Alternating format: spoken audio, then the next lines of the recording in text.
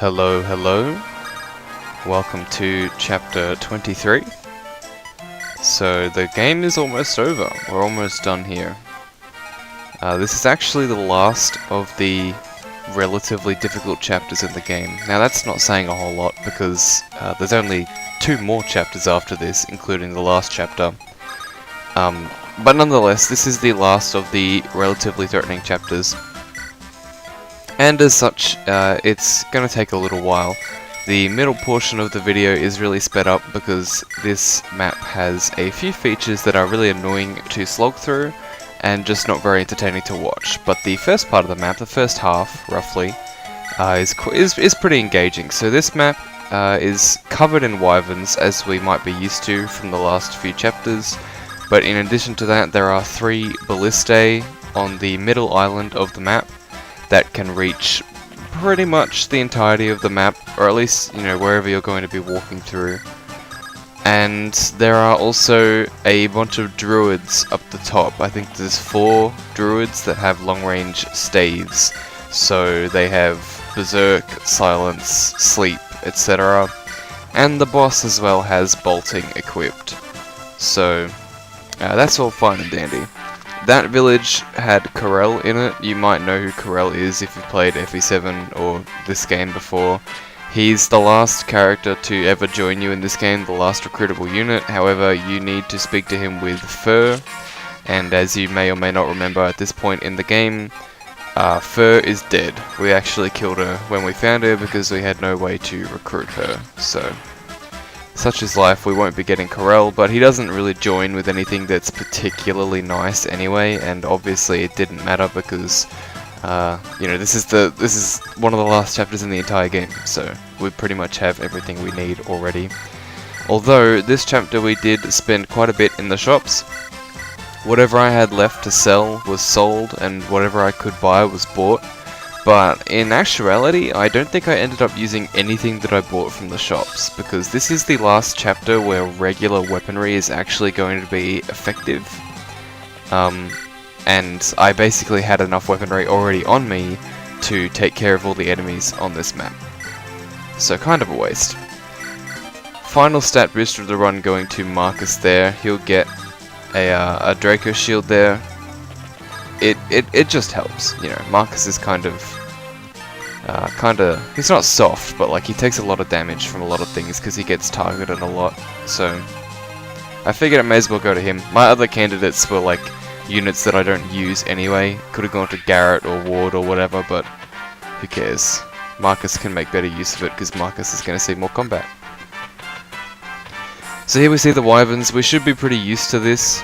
In my first few attempts at this map, I had Lance and Marcus basically swap places. Marcus was in that bush down the bottom left, and Lance was up top helping defeat the wyverns from the top of the map, obviously. But I swapped them because Marcus actually does get pretty easily overwhelmed when he's left on his own. Lance is much better at solo combat, so I decided to leave him on his own. Rutger does me a favour and uses only 1 use of that Worm Slayer to kill that wyvern.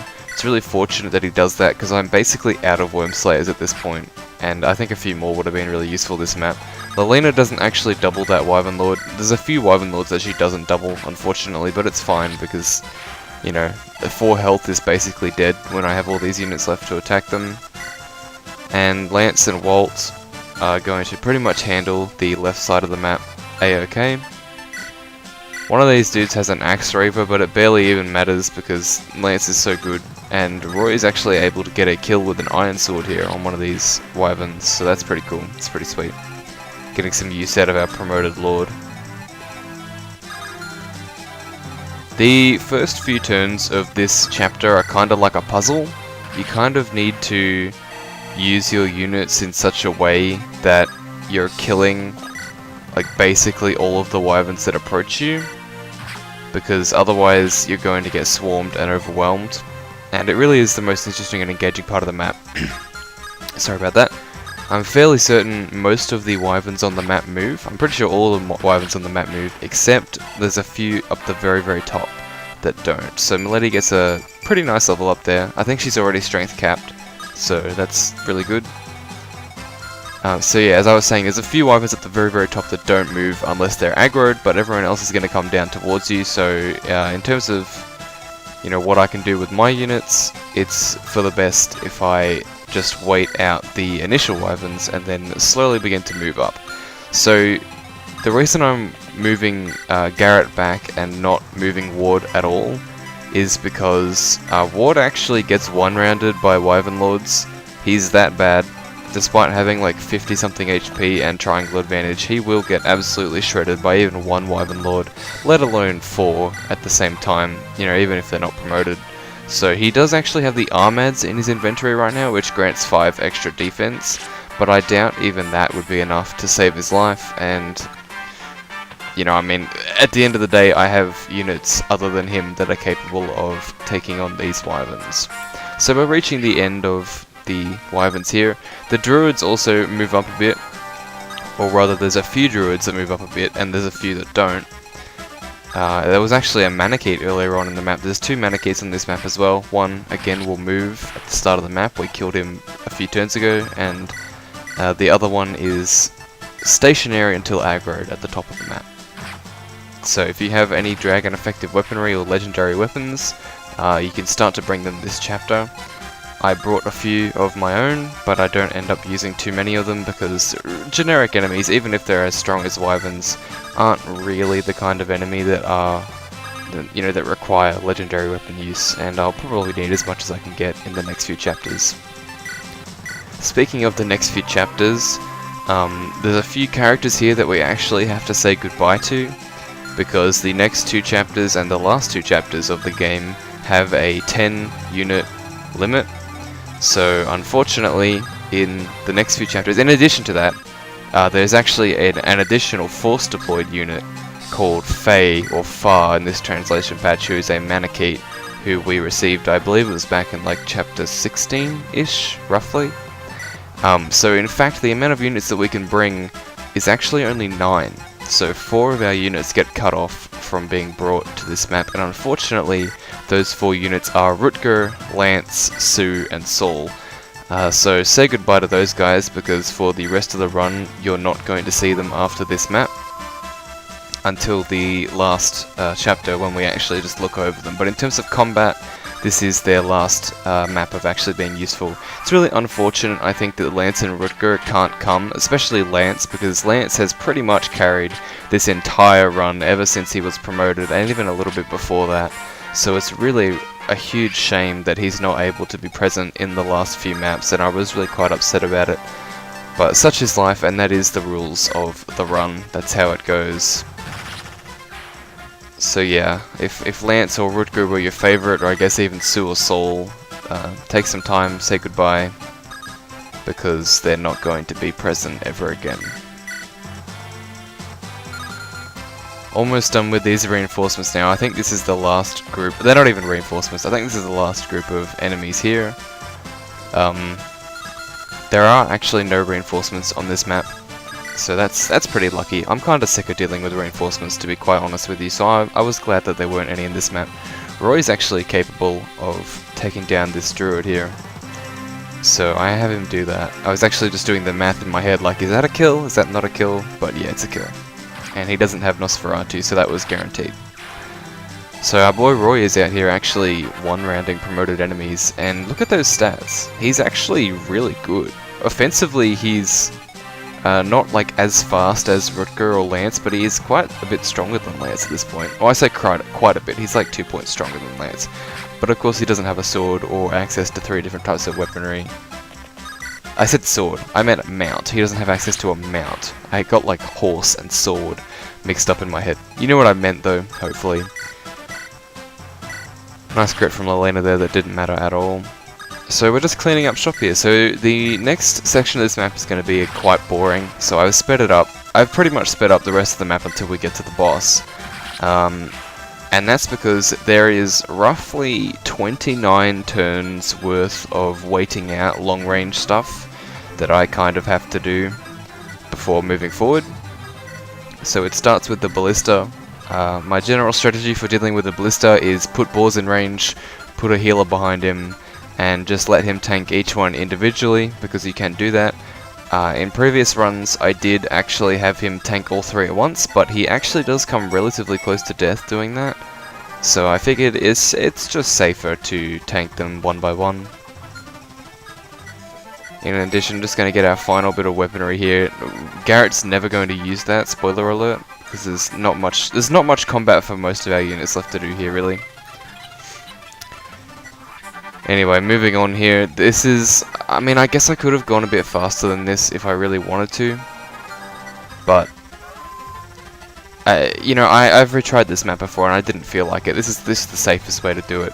There was actually an attempt of this map I did where I got all the way up to the boss, and I accidentally left Milady in range of the Manakete, and the Manakete moved up and crit her to death in one hit, and I believe he had about a 4 or 5% chance to do that, so that's very, very unfortunate.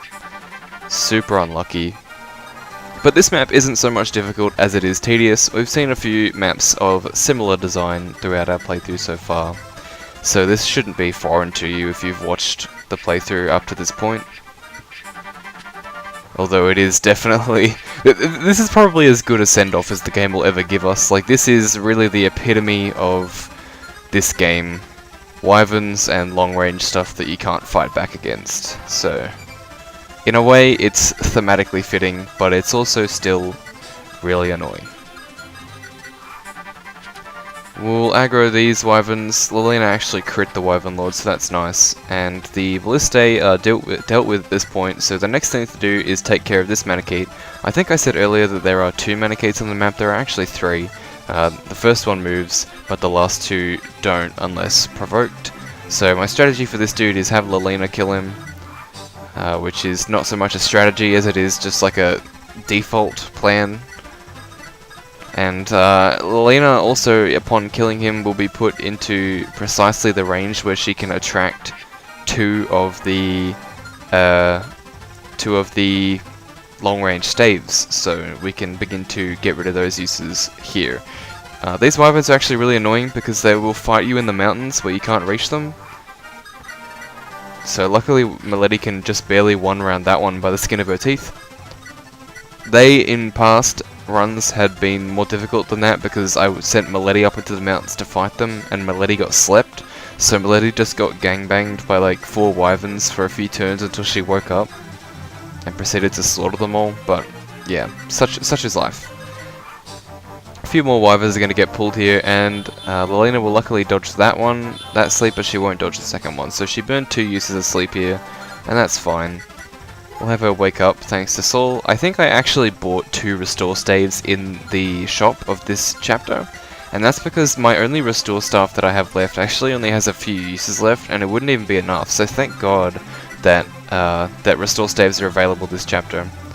I'm just debating here whether or not I should leave Lilina in range, but she can't live this many enemies, and while she could definitely dodge as she has in the past, I just didn't really trust it. So we're going to sleep this wyvern because he's just too far away to be effectively dealt with, and we'll have our ranged units come up and deal with the rest of the weaklings. So Lilina again is in a position where she can tank the long range staves.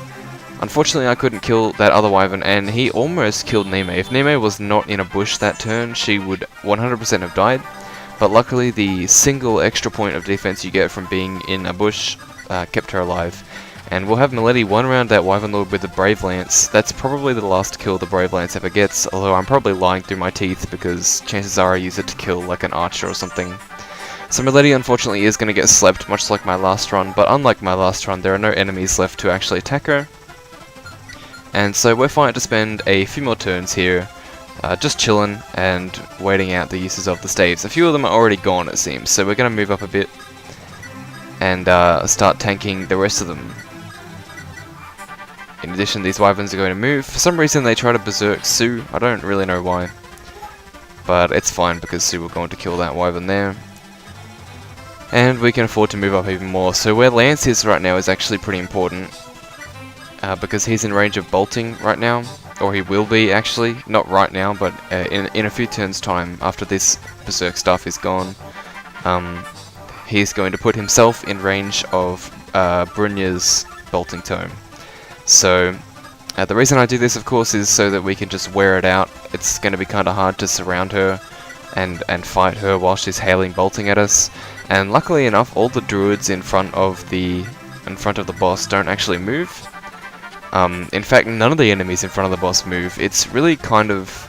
I've actually touched on this in previous episodes, but I think it was a long time ago the last time I mentioned it, where I really don't like how some enemies just don't move until you go right up to them, and other enemies do. Like, for example, all these enemies here, except for this Manakete, are completely stationary and will not chase you. But of course, I had no real way to know this. I had no real way to know if like there was some threshold somewhere where if you walked over it, they would all start to move. So instead what I resorted to was just using Sue to chip at them, basically every turn with a killer bow, and you know, eventually kill them that way. Unfortunately, one of them has a physics staff, which is really annoying, because Sue doesn't actually one round unless she gets a crit, and of course she's using a killer bow, so the chance isn't awful that she'll crit in 2 shots, but it's not guaranteed either, so the druids also basically fully heal each other. You see here, like, yeah, full health, so I kinda have to deal with them, like, in a separate order. I was worried about the archers as well. I mean, they're snipers now, of course, so they're quite strong, but yeah, I have no way of knowing who's gonna move, or if they're gonna move, like, after I cross a certain point in the map, or, you know, what's gonna happen. I got no idea, so I just decided to play it safe, and do what I could to safely take down these enemies, which we're almost done with here. Just 1 druid and 2 snipers left. These snipers are pretty pathetic because they will completely allow you to just walk right up to them and just shove whatever weaponry you want in their face, and they're not going to do anything about it, so... Beginning to move up with my other units here. Obviously, Boar's Ward and Garret aren't going to do anything for the rest of the map because they're bad units. But here I'm trying to move a little bit quicker. We'll see if I can take down other units. Nice little up from Sue there. And I'm just testing the waters with Lance here, because Lance probably can't die to these 2 in 1 turn even if he wanted to. And that dude for some reason begins to move but doesn't attack. We've seen this before, and this is what I'm talking about, because I have no idea when stuff like that's going to happen. I've got no idea when he is going to decide to attack, and at the end of the day, playing safe is just the better option. So that's what we do. We'll kill that guy with Milady, and the map is almost done here. So again, not really any point to moving up all my units. There's a few enemies left in the map, but who cares? There's actually a shop here on the other side of the map, and I was curious as to what it had, but it's nothing that we really need at this point in the game. All the regular enemies are dead. No idea why they even put that shop there, to be completely honest with you. It doesn't seem like there's much point to it. And we'll have Rutger take on Brenya and kill her, no, almost kill her in 1 round. I try to see what else any of my other units can do. Sue is like just barely short of killing. But Wolt with a silver bow can potentially do it, so I was debating whether or not I even try. Killer bow as well. And I go for it, and Brenya dies, so that's the chapter. We're almost done with the game, folks. See you next time.